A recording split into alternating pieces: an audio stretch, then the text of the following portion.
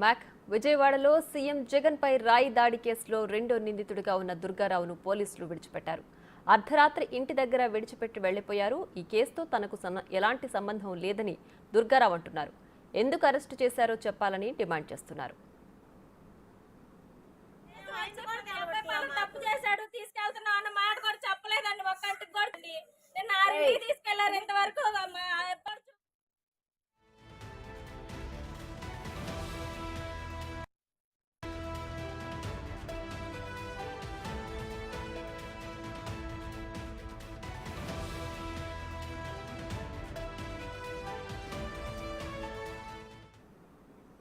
Right, ఇక big టీవీతో మాట్లాడేందుకు Durgarao live లో రెడీగా ఉన్నారు. అసలు పోలీసులు ఎందుకు తీసుకెళ్లారు, ఏమేం ప్రశ్నలు అడిగారు, ఈ విషయాలన్నీ ఆయన అడిగి తెలుసుకుందాం. మరిన్ని విషయాలు మా ప్రతినిధి మల్లికార్జున్ అందిస్తారు. మల్లికార్జున్.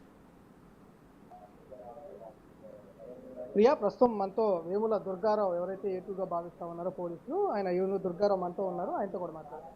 అన్న, అసలు ఏం జరిగింది? 12వ తారీఖు సాయంత్రం మీరు సతీష్ని కలిశారని చెప్పి కూడా పోలీసులు కొంతమంది చెప్తా ఉన్న పరిస్థితి. సతీష్ ఎలాంటి పరిచయం ఉంది? అసలు సతీష్ని కలిశారు మీరు? సతీష్ని అసలు నేను కలవలేదు. సతీష్ పరిచయం ఎలాగంటే, మాకు ఒడ్డు కులంలో నుంచి ఒకే ఇంటి పేరు మీద 100 మంది ఉంటారు, ఇంకో ఇంటి పేరు మీద 100 మంది ఉంటారు. అలాగా వాళ్ళ నాన్నగారు నాకు అన్నయ్య వరుస అయిపోయారు. అంతేగాని వాళ్ళ నాన్నగారు పలానా కొడుకులు ఇద్దరు కానీ మాకు మొహమొహాలు తెలిసి ఉంటాయి, అంతే పరిచయం తప్ప సతీష్ నాతో ఉన్నాడు, సతీష్ నాతో తిరిగాడు అని మాత్రం ఎటువంటి ఇది లేదు. అంటే 12వ తారీఖు ఏమైనా కలవడం జరిగిందా? అసలు లేదు, 12వ తారీఖు అసలు కలవలేదు. నేను అసలు ఎప్పుడు కలిశారు సతీష్ని? అసలు ఎప్పుడు కలిశారు? సతీష్ని నేను లాస్ట్ టైం చూసిన ఆదివారం టీకోటి దగ్గర సిగరెట్ తాగుతుంటే నేను సిగరెట్ తాగుతున్నాను, తనగోడు వచ్చి సిగరెట్ కొనుక్కుని బడ్డీ కొట్టుకి వెనక్కి వెళ్ళాడు. ఈ మిగతా వాళ్ళు ఎవరైతే ఉన్నారో సతీష్ దుర్గారావు చేతేనే సతీష్ చేశాడని చెప్పి స్టేట్మెంట్లో కూడా వాళ్ళు పోలీసులు వీళ్ళు చేసిన స్టేట్మెంట్లో కూడా ఉంది. చెప్పడం జరిగింది అసలు ఏమన్నా? వాళ్ళు ఏం చెప్పలేదండి, ఆటోమేటిక్ వీళ్ళు రాసుకున్నారు. సతీష్ పక్కన ఉన్న చిన్న దుర్గారావు, తన పేరు అసలు పేరు దుర్గా దుర్గారావు అంటారు. అతను మన సిపి గారి ముందు ఏసీపీల ముందే నిలబెడితే దుర్గారావు అన్నని నేను చూడలేదు. శనివారం అతను మాకు కనపడలేదు. ఎవరున్నారు ఈ మాట? సతీష్ పక్కన ఉన్న దుర్గారావు అనే కుర్రవాడు, బుడ్డవాడు. వీళ్ళంతా ఎంత అంటే 16-17 సంవత్సరాలు వాళ్ళు. ఇప్పుడు నన్ను చూస్తే అతను చెప్పేవాడు, దుర్గారావు అన్న అతన్ని నేను చూడలేదు, నేను అన్నయ్య వరుస అయితేను అన్నయ్యనైతే నేను చూడలేదు.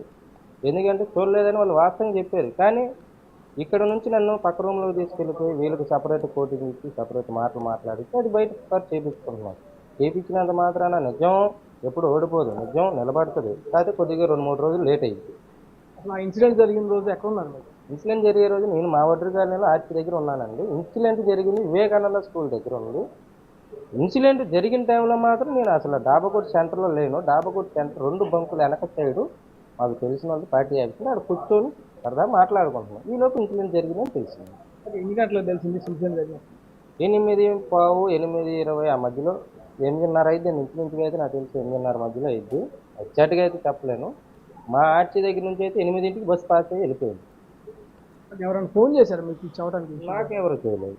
నేను అక్కడ టీడీపీ ఆఫీస్ అక్కడ ఉంటే అక్కడ మామూలుగా వాళ్ళతో మాట్లాడుతూ మా క్యాజువల్గా మాట్లాడుతుంటే అక్కడున్న టీడీపీ ఆ పార్టీ ఆఫీస్ ఉన్న లీడర్కి ఫోన్ వచ్చి, అన్నగారు ఇలాగ గంగానం గుడి దగ్గర జగన్ గారికి రాయి తగిలిందని చూపిస్తున్నారు ఇక్కడ బాగా అంటే, ఏ ఊరికినేలని ఆయన సరదాగా లైట్ తీసుకున్నాను, నేను సరదాగా తీసుకున్నా, ఇవన్నీ ఊరికిన పోకారులని నేను అనుకున్నాను. కానీ 10 నిమిషాలు ఆగినాక తెగ స్క్రోల్ అవుతున్నాయి టీవీలో.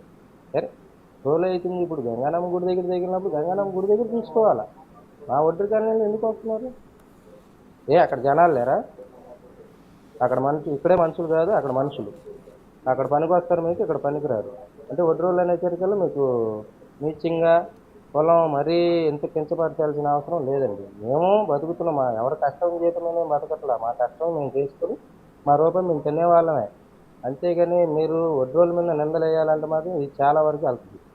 ఎప్పుడు తీసుకెళ్లారు అసలు పోలీసులు మిమ్మల్ని? మంగళవారం సాయంత్రం 5:30 గంటలకి నన్ను పోలీసులు సివిల్ డ్రెస్లో వచ్చి పాస్పోర్ట్లో, మరి వాళ్ళు ఎవరో వాళ్ళ డిపార్ట్మెంట్ సివిల్లో వచ్చారు. వచ్చి ఒక కారులో ఎక్కించుకొని తీసుకొని వెళ్ళిపోయారు. వెళ్ళి అది మన 1 town police station back side CC office అంట. అది నాకు అక్కడికి వెళ్ళాక తెలిసింది ఇది పలానాలని. సరే కూర్చున్నాను. ఏం సార్ ఏం సంగతి అంటే, ఒక అరగంట ఆగు, సార్ వాళ్ళు వస్తున్నారు మాట్లాడదాం. సరే కూర్చున్నాక చేసింది ఒప్పుకో, సారోళ్ళు వచ్చారు, వచ్చిన చేసింది ఒప్పుకో, నేనన్నా 6 డేస్ చేస్తాను. అది ఏం చేశాను సార్ దేని కానీ సీఎం గారి మీద రాయిదాడి జరిపించింది నువ్వేనంట కదా ప్రతిదీ అని పొల్ల గుచ్చి నాకు కుచ్చుతూ ప్రతిదీ అదే చెప్తున్నాడు.